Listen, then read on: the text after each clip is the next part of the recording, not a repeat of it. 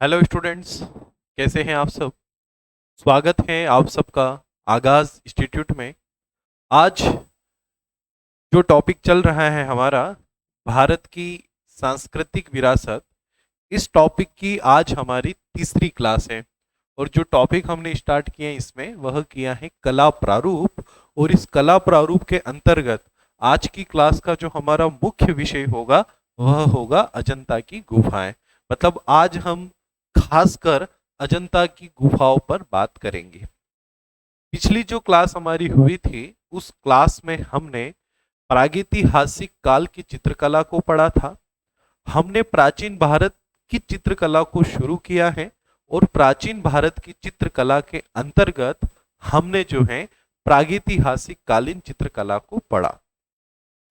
हमने यह देखा था कि आखिर में पाषाण काल में किस प्रकार से मानव अपने चित्र बनाता था, उस समय चित्रों का क्या प्रारूप होता था, जो कला का प्रारूप था प्रागैतिहासिक काल में, पाषाण काल में, आखिर में वो कला का प्रारूप क्या था, किस प्रकार के चित्र आदि मानव निर्मित करता था, उन चित्रों की क्या विषय वस्तु होती थी और उन चित्रों को किस ढंग से वह निर्मित करता था, ये सारा ही हमने पिछली क्लास में देखा। साथ ही साथ हमने यह भी देखा कि आखिर में आदि मानव की उस कला से संबंधित उस चित्रकला से संबंधित कौन कौन से स्थल हैं, है ना, जहां से हमें उसके विषय में, चित्रकला के विषय में जानकारी मिलती है। ये हमने पिछली क्लास में देखा था, है ना। उन स्थलों के विषय में भी हमने बात की थी। आज की क्लास में हम प्रागैतिहासिक काल से आगे बढ़ेंगे और प्रागैतिहासिक काल के पश्चात जो इतिहास में अगला काल आता है वह आता है आद्य ऐतिहासिक काल। आद्य ऐतिहासिक काल वह काल जिस काल के लिखित साक्ष्य मौजूद तो हैं परंतु उन लिखित साक्ष्यों को कोई पढ़ नहीं सका। प्रागैतिहासिक काल में कोई लिखित साक्ष्य नहीं है। आद्य ऐतिहासिक काल में लिखित साक्ष्य तो हैं परंतु उन लिखित साक्ष्यों को कोई पढ़ नहीं पाया आज तक। और आद्य ऐतिहासिक काल के अंतर्गत जो काल आता है, जो सभ्यता आती है, वह है हमारी हड़प्पा सभ्यता, सिंधु घाटी सभ्यता। सिंधु घाटी सभ्यता पूरी आद्य ऐतिहासिक कालीन सभ्यता ही है, क्योंकि वहां का हमें साहित्यिक एविडेंस तो मिला परंतु उस साहित्यिक अर्थात की लिखित एविडेंस को कोई पढ़ नहीं पाया। ठीक है, तो अब सिंधु काल में अर्थात कि आद्य ऐतिहासिक काल में चित्रकला का क्या फॉर्मेट था, सिंधु काल के लोग, सिंधु सभ्यता के लोग किस प्रकार से चित्र बनाते थे, उन चित्रों की क्या विषय वस्तु थी, क्या प्रारूप था, वो हम पढ़ेंगे आज की इस क्लास में। सबसे पहले तो सिंधु सभ्यता कालीन चित्रकला पर हम सबसे पहले एक नजर डालेंगे कि आखिर में सिंधु सभ्यता की चित्रकला कैसी थी। देखो स्टूडेंट, सिंधु सभ्यता के विषय में यदि हम बात करें तो सिंधु सभ्यता आप सब जानते ही हैं, भारत की एक महान नगरी संस्कृति, एक नगरी सभ्यता थी सिंधु सभ्यता। यहाँ के लोग बड़े टेक्निकल लोग थे, है ना। बहुत सारी उन्होंने ऐसी तकनीकी चीजें की हैं जो आज हमारे लिए सोच पाना भी मुश्किल है ना, कि भाई इस टाइप की तकनीक आज से इतने साल पहले लोग यूज करते थे, है ना। मतलब हमसे ज्यादा अच्छा जीवन वो जीते थे। मैं यूं कहूंगा कि स्मार्ट सिटी थी उनकी। आज तो हम बोल रहे हैं कि स्मार्ट सिटी बनाएंगे, स्मार्ट सिटी बनाएंगे, लेकिन आज से लगभग 4000 4500 साल पहले, या कुछ कुछ इतिहासकार तो इसको 5000 तक बोलते हैं, तो आप मोटा मोटा भले 5000 मान लो कि आज से लगभग 5000 साल पहले लोग स्मार्ट सिटी में अपना जीवन जी रहे थे, है ना, हमारी सिंधु सभ्यता। चलिए, तो सिंधु घाटी सभ्यता में जो चित्रकला मिली, है ना, हमें चित्रकला के दायरे में रहकर ही बात करना है। तो जो चित्रकला, सिंधु सभ्यता की जो चित्रकला मिली, उस चित्रकला का क्या फॉर्मेट था उसके विषय में बात करते हैं। तो देखो स्टूडेंट, सिंधु सभ्यता के लोग जो थे, है ना, वो चित्र जो बनाते थे तो वो मुख्यतः उनके चित्र हमें बर्तन और मुहरों पर मिले। वहां पर सिंधु सभ्यता की खुदाई में जो हमें एविडेंस मिले, उन एविडेंस में जो हमें बर्तन मिले और जो मोहरें मिली, है ना, जो मोहरें मिली, आप सिंधु सभ्यता में पढ़ेंगे कि आखिर में इन मुहरों का क्या यूज होता था। तो जो बर्तन और मुहरें हमें मिली, उन बर्तन और मुहरों पर कुछ चित्र बने हैं। उन चित्रों के आधार पर ही हम सिंधु सभ्यता के चित्रकला के प्रारूप को समझते हैं, फॉर्मेट को समझते हैं कि आखिर में सिंधु काल में, सिंधु सभ्यता काल में चित्रकला का क्या फॉर्मेट था, वो लोग कौन से चित्र बनाते थे, कैसे चित्र बनाते थे। ये सारी जानकारियां हमें इनके बर्तनों और मोहरों से मिलती हैं। अब देखो, अगर हम सिंधु सभ्यता की चित्रकला पर गौर करें, है ना, इनके बर्तन और मोहरों को देखकर अगर हम सिंधु सभ्यता के चित्रों की बात करें, चित्रकला की बात करें, तो ये लोग आमतौर पर ज्यामितीय या पुष्प पैटर्न या जानवरों और मनुष्यों के चित्र बनाते थे, है ना। मतलब बर्तनों पर और मोहरों पर जो हमें चित्र मिले, वो चित्र आमतौर पर या तो ज्यामिति या पुष्प पैटर्न में है या जानवरों और या मनुष्यों के चित्र हैं। ज्यामिति क्या होता है, जैसी जो रेखा से हम चित्र बनाते हैं ना, है ना, जैसे इस टाइप से कोई रेखा बना दी, है ना, उन रेखाओं के माध्यम से चित्रों का निर्माण किया। पुष्प पैटर्न क्या होता है, तो आपने देखा होगा ना, जो माताएं बहनें जो मेहंदी के हाथ बनाती हैं, उसमें आपने देखा होगा ना, इस टाइप से डिजाइन बनाती पुष्प वाली, है ना, एक प्रकार से इसी एक पूरी एक कली इसमें बना दी, है ना, इस टाइप से एक फूल बना दिया, है ना, पूरी डाली इसमें बनाई। तो इस टाइप से वो पूरा एक चित्र बनाते थे। और जानवरों और मनुष्यों की भी चित्र उन्होंने अपने बर्तन और मोहरों पर बनाए। ठीक है, कुछ देख लेते हैं हम फोटो कि कौन कौन से चित्र सिंधु काल के लोग बनाते थे। तो ये सारे वो बर्तन हैं, उन बर्तनों के फोटो हैं जो सिंधु सभ्यता की खुदाई में हमें प्राप्त हुए, और इन बर्तनों पर बने चित्रों के आधार पर हम यहाँ के चित्रकला के फॉर्मेट को समझते हैं। तो आप यहाँ बर्तनों पर देख सकते हैं स्पष्ट तरीके से कि किस प्रकार से इन लोगों ने जानवरों के या पुष्प, है ना, जो जानवर हैं, ज्यामिति हैं, है ना, उन आधारों पर इन्होंने चित्र यहाँ पर बनाए। यहाँ पर आप ये मछली का चित्र देख सकते हैं, ये यहाँ मोर का चित्र देख सकते हैं, है ना। ये देखिए आप पूरा एक पुष्प पैटर्न पर इन्होंने, है ना, पुष्प पैटर्न पर यहाँ पर ये चित्र बनाए हैं। ये सारे चित्र आप देखकर इनके पैटर्न को पकड़ सकते हो। अब देखो, यहाँ से अगर एग्जामिनर प्रश्न करेगा, हालांकि यहाँ से प्रश्न बहुत कम पूछे जाते हैं, है ना, जो मेन प्रश्न आता है वो अजंता की गुफा है। जो भी मैंने कहा ना कि आज की क्लास में हम मुख्य रूप से अजंता की गुफाओं की बात करेंगे, तो वहां से तो मुख्य रूप से प्रश्न होगा। लेकिन अगर मान लो एग्जामिनर कभी यहाँ से पूछ ले, है ना, मैं चाहता तो भले इसको स्किप भी करवा देता तो भी चल जाता, लेकिन अब पढ़ रहे हैं तो एक 5 मिनट और पढ़ लेने में क्या जाता है, कभी प्रश्न आ गया तो, है ना, संभावना तो है क्योंकि सिलेबस में है। तो अगर एग्जामिनर यहाँ से प्रश्न करेगा तो एग्जामिनर प्रश्न सिर्फ और सिर्फ यहाँ से कर सकता है ना, कि भाई सिंधु सभ्यता के जो लोग चित्र बनाते थे तो वो आमतौर पर किस पैटर्न के उनके चित्र होते थे। तो आपको यही बताना है कि उनके चित्र ज्यामिति या पुष्प पैटर्न पर होते थे या जानवरों और मनुष्यों के वे चित्र बनाते थे। ये उनके बर्तनों पर बने कुछ चित्र हैं और ये उनकी मोहरों पर बने कुछ चित्र हैं। देखो, ये उन्होंने मोहरों पर कुछ चित्र बनाए हैं जहां पर हाथी, घोड़े, गेंडे, है ना, ये आप सारे देख सकते हो, बेल वगैरह, है ना, सांड वगैरह, इनके इन्होंने यहाँ पर ये चित्र बनाए हैं। ठीक है, तो सिंधु सभ्यता के लोग जो हैं वो आमतौर पर पुष्प पैटर्न, ज्यामिति पैटर्न या जानवरों के या मनुष्यों के चित्र बनाते थे अपने बर्तन या मोहरों पर। ये आपको याद रखना है सिंधु सभ्यता काल की चित्रकला में। प्रश्न अगर मान लो एग्जामिनर पूछ ले कि निम्न में से कौन सा कथन सिंधु कला की चित्रकला के संदर्भ में सही है ना, या निम्न में से कौन सा कथन सिंधु सभ्यता की कला को दर्शाता है या कला के संबंध में सत्य है ना, इस टाइप से मान लो ऑप्शन आ गया, प्रश्न आ गया। तो ऑप्शन में मान लो उसने दिए हैं कि सिंधु सभ्यता के लोग आमतौर पर ज्यामिति पैटर्न या पुष्प पैटर्न पर चित्र बनाते थे। सिंधु सभ्यता के चित्र हमें उनके बर्तन और मोहरों पर मिले हैं। सिंधु सभ्यता के लोग जो हैं, सिंधु सभ्यता के लोग या सिंधु सभ्यता के निवासी अपने चित्रों में आम मनुष्यों की जो दैनिक दिनचर्या होती है, उन दैनिक दिनचर्या के चित्र बनाते थे, है ना, इस टाइप से मान लो उसने ऑप्शन दिया और आपसे पूछा कौन सा गलत है, तो कौन सा गलत है, दैनिक दिनचर्या के चित्र बनाते थे। तो देखो, हमने जितनी भी बात की तो इसमें दैनिक दिनचर्या के चित्र नहीं है ना, आप देखिएगा दैनिक दिनचर्या के चित्र नहीं है, जबकि प्रागैतिहासिक काल का मानव जो चित्र बनाता था उसमें उसकी दैनिक दिनचर्या के उसने चित्र बनाए थे। शिकार खेलते हुए अपने परिवार के साथ कहीं खड़ा है, कहीं शिकार कर रहा है, जानवर के पीछे भाला लेकर दौड़ दौड़ रहा है, तीर से जानवर का शिकार कर रहा है, इस टाइप के उसने चित्र बनाए थे। जबकि सिंधु सभ्यता के चित्र अधिकतम जो हमें प्राप्त होते हैं वो कुछ इस टाइप के ही हमें प्राप्त होते हैं, जहां पर उसने जानवरों को, मनुष्यों को या पुष्प पैटर्न या ज्यामिति डिजाइनों को उसने अपने चित्रों में यूज किया है। ठीक है, तो ये थोड़ा आपको याद रख लेना है, कुछ इस टाइप के प्रश्न एग्जामिनर जो है वो आपसे पूछ सकता है। चलिए अब हम बढ़ते हैं आगे और अब हम बात करेंगे, है ना, इसके पश्चात वैदिक सभ्यता आई, है ना, सिंधु सभ्यता के पश्चात वैदिक सभ्यता आई। तो वैदिक सभ्यता में चित्रकला का क्या स्वरूप था?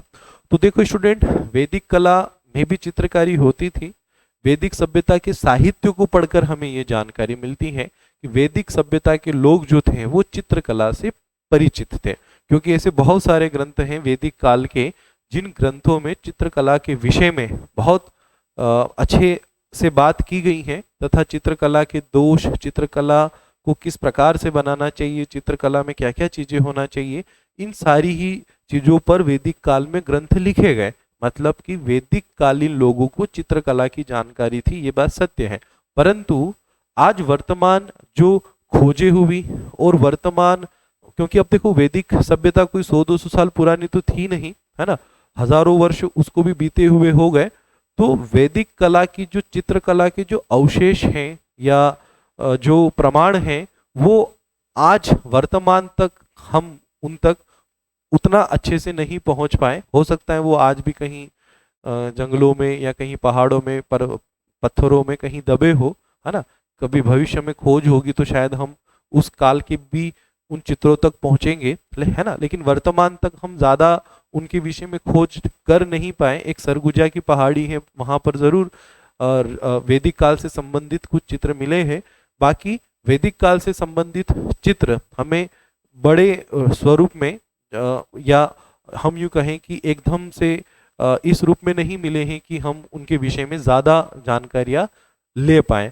वैदिक काल के चित्रों या वैदिक काल की चित्रकला की जानकारियों के लिए हमें निर्भर रहना पड़ता है सिर्फ और सिर्फ साहित्यिक बातों पर, है ना। जो भी साहित्य लिखे हैं और उन साहित्यों में जो चित्रकला की बात की गई है सिर्फ हमें उस पर निर्भर रहना पड़ता है। कोई ऐसे प्रमाण हमें नहीं मिले हैं जिन प्रमाणों को देखकर हम वैदिक काल की चित्रकला के विषय में ज्यादा बात कर पाए, है ना। तो इसलिए वैदिक काल की चित्रकला के विषय में भी हम ज्यादातर यहाँ बात नहीं करेंगे, है ना, इस टॉपिक में। फिर वैदिक काल के बाद मौर्य काल या हम जो कहें महाजनपद काल जो आए, इनके भी कोई विशेष प्रमाण हमें नहीं मिलते। महाजनपद काल के जो प्रमाण मिले हैं उनमें भी वास्तुकला के ज्यादा प्रमाण मिले हैं, स्थापत्य कला के ज्यादा प्रमाण मिले हैं, मूर्ति कला के ज्यादा प्रमाण मिले हैं। चित्रकला के इतने ज्यादा प्रमाण कुछ मिलते नहीं हैं।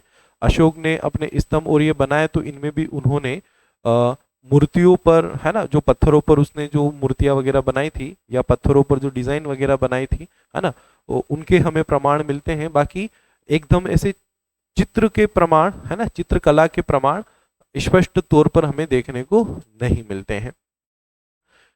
अगर हम महात्मा बुद्ध के समय के या महात्मा बुद्ध के काल, महात्मा बुद्ध का जो काल रहा उस समय के की चित्रकला के विषय में बात करें तो उस समय की भी कोई हमें विशेष चित्रकला या उससे संबंधित कुछ विशेष प्रमाण देखने को नहीं मिलते।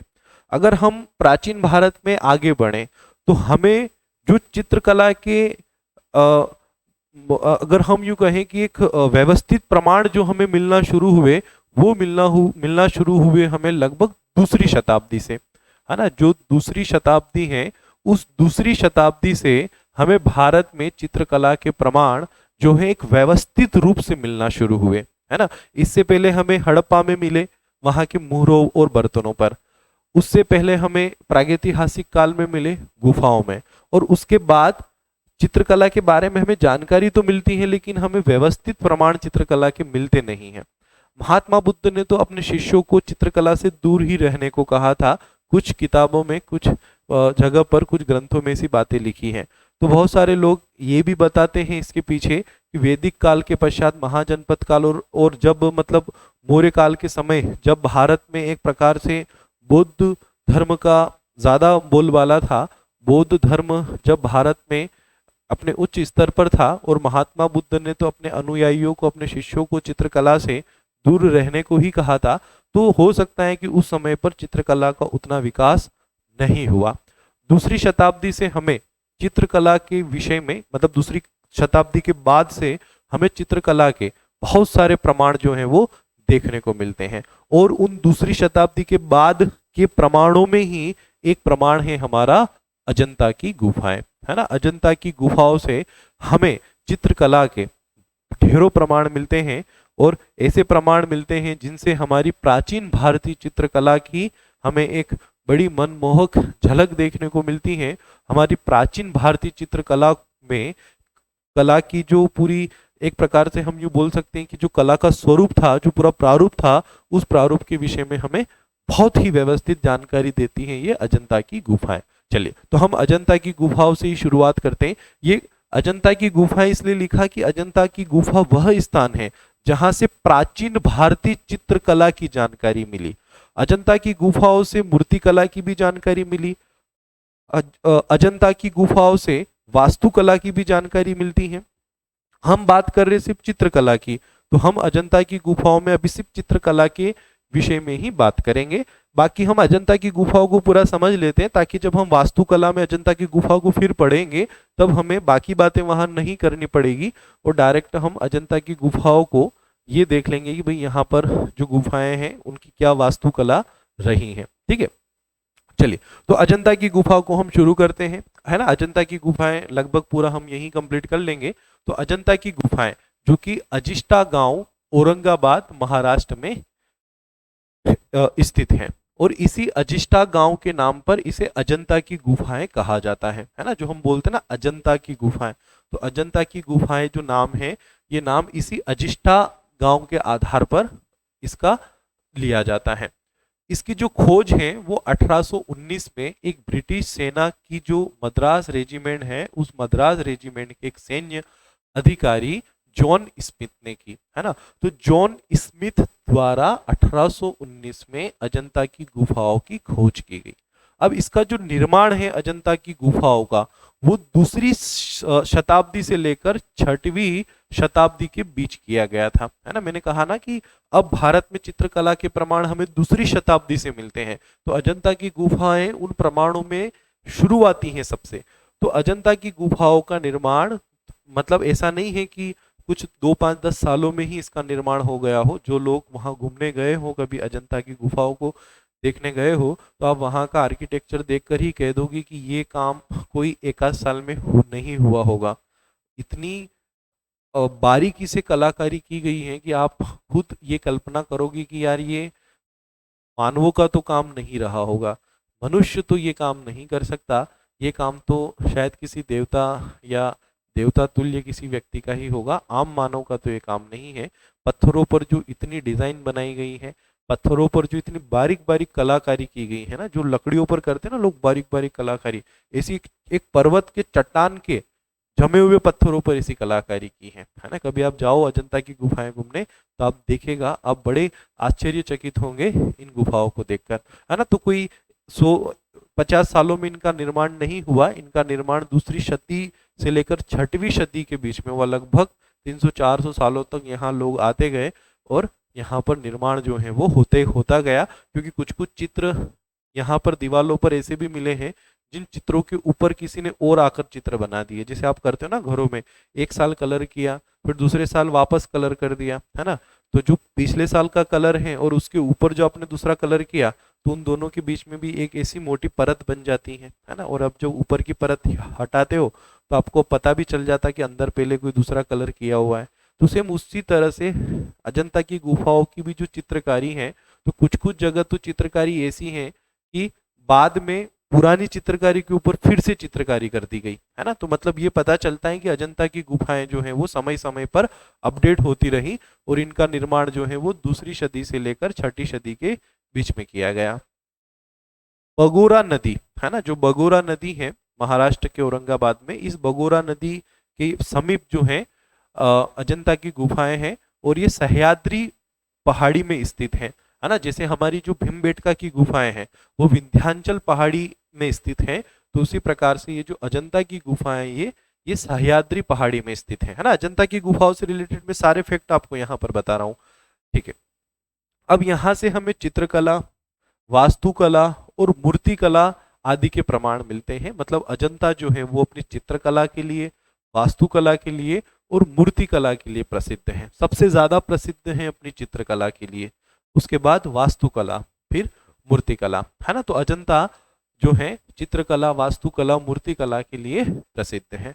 अब यहाँ से कुल जो गुफाएं मिली हैं उनकी संख्या है 29। अब देखो हम जो अजंता की जो वेबसाइट है या जो ऑथेंटिक सोर्स हैं, उन ऑथेंटिक सोर्स में देखें तो हमें नंबर मिलते हैं 29, लेकिन कुछ कुछ जगह पर, कुछ कुछ किताबों में ये आंकड़ा 30 और 32 भी देखने को मिलता है कि अजंता में कितनी गुफाएं हैं। तो कहीं नंबर मिलता है 30, कहीं नंबर मिलता है 32 और कहीं कहीं तो 34 भी देखने को मिल गया कि अजंता में 34 गुफाएं हैं। तो उसके पीछे का कारण ये है कि कोई गुफा बड़ी है तो उस बड़ी गुफा को माना तो एक गया, लेकिन गिनती करने वालों ने उसको जैसे दो हिस्से में है तो दो गुफा मानकर काउंट कर लिया, तो ये संख्या हमें अलग अलग देखने को मिल जाती है। लेकिन आपको 29 ही याद रखना है, क्योंकि जितने भी ऑथेंटिक सोर्स हैं वो सब इन गुफाओं की संख्या 29 ही बताते हैं। अब इन गुफाओं का जो निर्माण हुआ वो निर्माण आंध्र सातवाहन जो शासक थे उनके काल में, चालुक्य वंश के काल में, वाकाटक वंश के काल में, कुषाण काल में और गुप्त काल में हुआ। मतलब मैंने कहा ना कि मैं इनका जो गुफाओं का निर्माण दूसरी सदी से लेकर छठी सदी के बीच में हुआ। मतलब कोई एक वंश के शासकों ने इनका निर्माण नहीं करवाया, कई वंश के शासकों ने यहाँ पर अपना निर्माण, अपना योगदान दिया है इन गुफाओं के निर्माण में, जिनमें नाम मिलते हैं हमें आंध्र सातवाहन, चालुक्य, वाकाटक, कुषाण और गुप्त काल, है ना। इन अलग अलग कालों में इन गुफाओं का निर्माण हुआ और 1983 में इन गुफाओं को जो है वो यूनेस्को की विश्व धरोहर सूची में शामिल किया गया। मोस्ट इंपोर्टेंट फैक्ट जो कई बार परीक्षा में एग्जामिनर पूछ लेता है कि अजंता की गुफाओं को यूनेस्को की विश्व धरोहर सूची में कब शामिल किया गया, आपका उत्तर होगा 1983। ठीक है स्टूडेंट, तो ये अजंता की गुफाओं से रिलेटेड कुछ प्रारंभिक बातें हुई। अभी हम अजंता की गुफाओं के बारे में और भी बातें करने वाले हैं जो आपसे एग्जाम में पूछी जाएगी, है ना। ये सब एग्जाम ओरिएंटेड फैक्ट हैं, आप अच्छे से याद रखिएगा। चलिए अब देखो अजंता की गुफाओं के हम चित्रों की बात करते हैं, है ना, क्योंकि हम चित्रकला पर फोकस कर रहे हैं अभी। तो अजंता की गुफाओं में जो चित्र मिले हैं, तो ये चित्र आप देख सकते हो, ये अजंता की गुफा का ही चित्र है। अब सोचो कितना, आज से लगभग 2000 साल पहले, है ना, ये चित्र बनाए गए। तो सोचो इन चित्रों की आप कलाकारी देखो, है ना, कि मतलब आप चेहरे के भाव को देखो। आप यूं मत देखो कि ये चित्र दिख कैसा रहा है या बहुत धुंधला सा दिख रहा है। आप चेहरे के भावों को देखो कि मतलब ऐसा लग रहा है कि जैसे ये जो चित्र है ना, ये कोई चित्र नहीं, कोई एक जिंदा व्यक्ति हो, है ना। एक ऐसा व्यक्ति यहाँ पर खड़ा हो, बैठा हो, जिसके अंदर प्राण है, बस अभी बोल उठेगा, है ना। मतलब आप चित्रकला में इन चेहरों के भावों को देखो, है ना, कि चेहरे के भाव कैसे हैं। ऐसा लग रहा है कि जैसे कोई व्यक्ति वास्तविकता में यहाँ पर हो, है ना। तो एक तो ये चित्र मिलता है जो बोधिसत्व पद्मपाणि का है ना। आपको जब मैंने बोधिसत्व पढ़ाया था तो उसमें मैंने आपको पद्मपाणि के विषय में बताया था ना। तो ये बोधिसत्व पद्मपाणि का चित्र है जो अजंता की गुफाओं में मिलता है। तो कभी ऐसा प्रश्न अभी परीक्षक पूछ लें कि अजंता की गुफाओं में निम्न में से किस बोधिसत्व का चित्र मिलता है, तो पद्मपाणि ऑप्शन हो तो आपको लगा लेना है। फिर देखो ये वाला आप चित्र यहाँ पर देख सकते हो, है ना। चित्र बहुत पुराने हैं तो थोड़े धुंधले हो गए हैं, लेकिन जब हम पास में जाकर इनको गौर से देखते हैं, समझते हैं, तो पूरा समझ में आता है कि ये चित्र क्या दर्शा रहा है ना। तो ये अजंता के कुछ चित्र हुए, है ना। और आप यहाँ ये चित्र जो है देख सकते हो, और ये चित्र आप यहाँ देख सकते हो किस प्रकार से उन्होंने डिजाइन की है, किस प्रकार से उन्होंने चित्रों को बनाया। ये सारे के सारे अजंता की गुफाओं के ही चित्र हैं। आप यहाँ देख सकते हो, है ना, ये महात्मा बुद्ध के चित्रों को बनाया है। कितने अच्छे तरीके से इन चित्रों को बनाया गया है। आधुनिक जो चित्रकार हैं, है ना, उनकी भी कल्पना से परे हैं ये चित्र कि यार ये चित्र इतने साल पहले किस प्रकार से लोग उन्होंने डिजाइन किए होंगे। अब आप इन चित्रों को देखो, है ना, ये चित्र आप देखो, मतलब इन चित्रों के भावों को देखो। ये चित्र जो है ना, अजंता की गुफाओं की ये एक सबसे अच्छी विशेषता है, सबसे बड़ी विशेषता भी है कि यहाँ पर जो भी चित्र बने हैं वो चित्र ऐसे लगते हैं जैसे जीवंत हो, ऐसे लगते हैं कि जैसे वास्तविकता में कोई व्यक्ति यहाँ पर मतलब बैठा हो, बस अभी बोल उठेगा।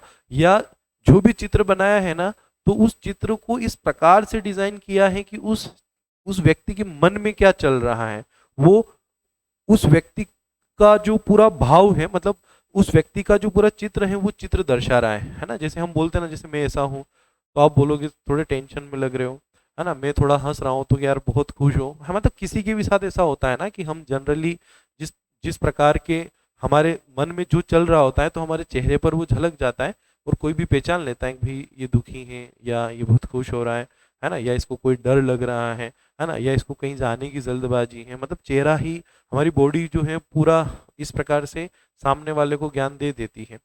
तो सेम उसी प्रकार से ये जो चित्र है ना, इन चित्रों को देखकर आप आसानी से बता सकते हो कि भाई ये जो चित्र है ये किस अवस्था को शो कर रहा है, क्योंकि यहाँ पर कुछ कुछ चित्र ऐसे हैं, है ना। जैसे मैं इसी चित्र की बात करूं, है ना, तो इस चित्र को कहा जाता है मरती हुई रानी का चित्र, या मरणो अवस्था में रानी का चित्र, है ना।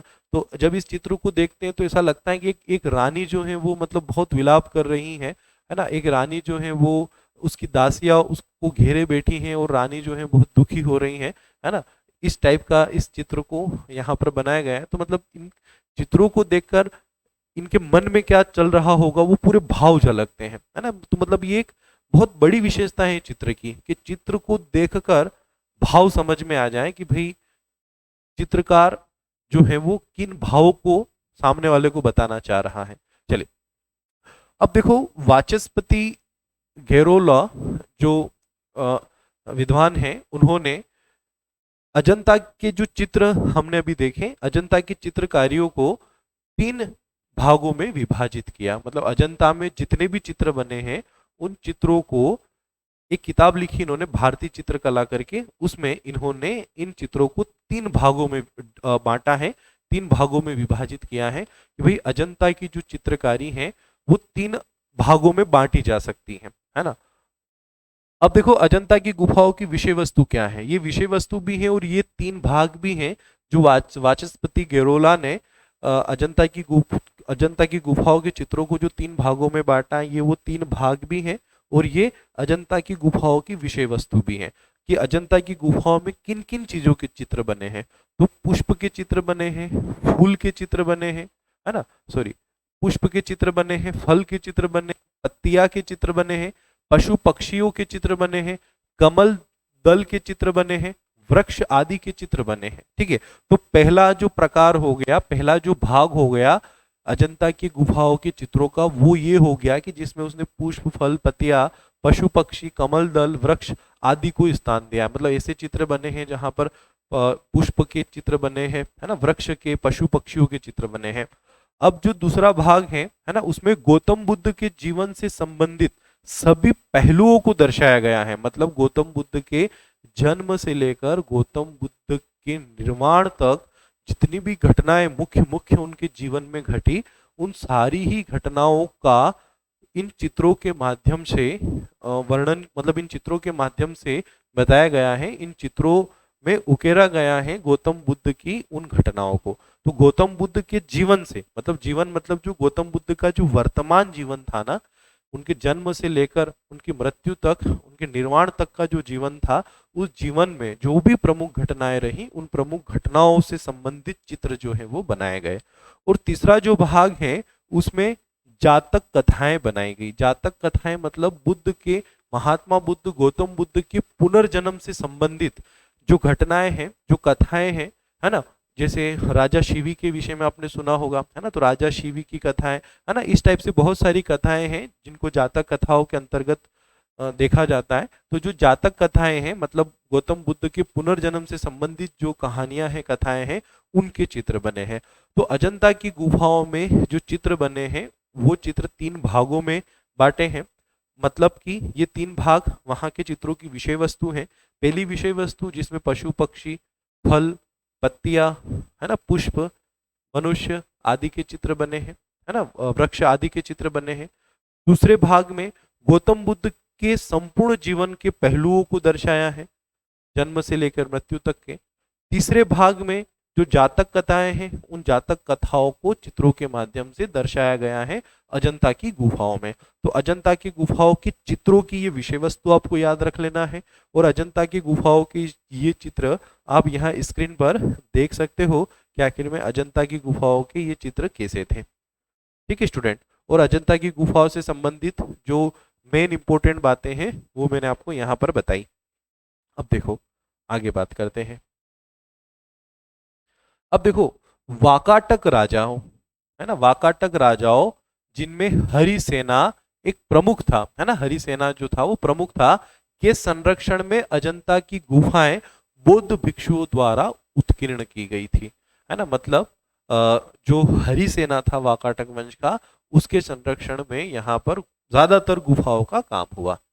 अजंता की गुफाओं की जानकारी चीनी बौद्ध यात्रियों फाहियान और हैंसांग ने भी अपने यात्रा वृतांतों में अजंता की गुफाओं का वर्णन किया। मतलब जो फाहियान और हैंसांग जो इंडिया आए थे और उन्होंने अपनी भारत की यात्रा का जो वर्णन किया, है ना, उस वर्णन में इन्होंने अजंता की गुफाओं का भी उल्लेख किया है। ठीक है, अब इन गुफाओं में जो आकृतियां बनी हैं, मतलब जो चित्र बने हैं, इनको फ्रेस्को पेंटिंग का उपयोग करके बनाया गया था। ये मोस्ट इंपोर्टेंट है ना। अजंता की गुफाओं में जो चित्र बने हैं ये फ्रेस्को पेंटिंग का उपयोग करके बने हैं। ये फ्रेस्को पेंटिंग क्या होती है, तो इसके अंतर्गत क्या होता है कि चूने की एक पतली सी परत बनाई जाती है और फिर उसके ऊपर जो है वो चित्र बनाए जाते हैं, है ना। चूने की पतली परत बनाकर फिर उसके ऊपर जो है चित्र बनाए जाते हैं। आप यहाँ फोटो में देख भी सकते हो, है ना। ऐसा लग रहा है ना कि जैसे पहले एक कागज तैयार किया हो पूरा, है ना, और फिर उसके ऊपर चित्र बनाया, तो एक चूने की पतली परत बनाकर फिर उसके ऊपर जो है डिजाइन करके चित्रों को बनाया गया है ना। इसको फ्रेस्को पेंटिंग भी कहते हैं, है ना। तो यहाँ से ये फ्रेस्को पेंटिंग का उपयोग करके अजंता की गुफाओं में चित्र बनाए गए थे। और इन गुफाओं के चित्रों में जो सबसे ज्यादा रंग यूज हुआ है वह हुआ है लाल रंग, है ना।